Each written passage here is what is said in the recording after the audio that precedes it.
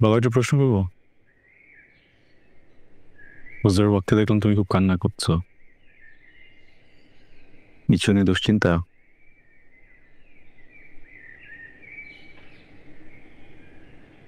পরকালের ভয়, কবরের আযাবের ভয়, এসব ভয় আমাকে কাবু করে ফেলেছে আপনার। কিন্তু তুমি তো নামাজ আদায় করো, নামাজ কাজে করো না, ধর্মের পথেই চলছো, কখনো কারো কোনো ক্ষতি করনি, কারোর সাথে বাজে আচরণ করো না, তোমার কেন এত ভয়? প্রকৃত মুমিন কখনোই পরকালীন জীবনের ভয় থেকে মুক্ত থাকতে পারে না। আমরা যদি দুনিয়া ও আখিরাতের প্রকৃত রূপ আর পরিণতি সম্বন্ধে জানতাম, তাহলে আমরা হাসতাম কম, কাঁদতাম বেশি। আমাদের নবী রাসূলগণ তারা জানতেন তাদের ডেস্টিনি জান্নাত, তারপরও তারা দিনরাত ভয়ে ভয়ে থাকতেন। আর আমরা শ্রেষ্ঠ নবীর উম্মত, আমরা কিভাবে এত চিন্তামুক্ত থাকি? আমরা কিভাবে এত হাসি খুশি আনন্দে থাকি?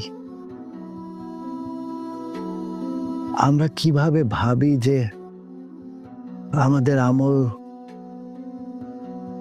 যথেষ্ট?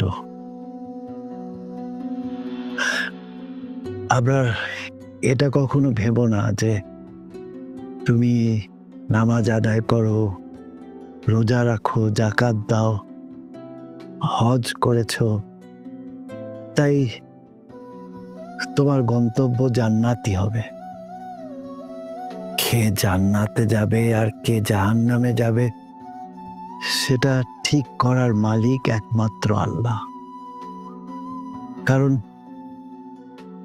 আমরা তো জানি না নিজের অজান্তে কাউকে কষ্ট দিয়ে ফেলেছি কিনা। হয়তো হয়তো সেই ব্যক্তি প্রতিদিন নামাজে আল্লাহর কাছে চোখের জল ফেলছে। আমরা তো জানি না জীবনের কোথায় কি ভুল করে ফেলছি। এটা ভাবার কোনো কারণ নাই যে আমি রোজা রাখছি, নামাজ পড়ছি, যাকাত দিচ্ছি, তাই আমার গন্তব্য জান্নাতি হবে। আর আমি হয়তো ভালো কাজ করছি, কিন্তু রোজা রাখছি না, নামাজ আদায় করছি না, তাই আমার গন্তব্য জাহান্নামী হবে। আমি কি তোমাকে বোঝাতে পারছি? বুঝেছো কিছু? জি বাবা।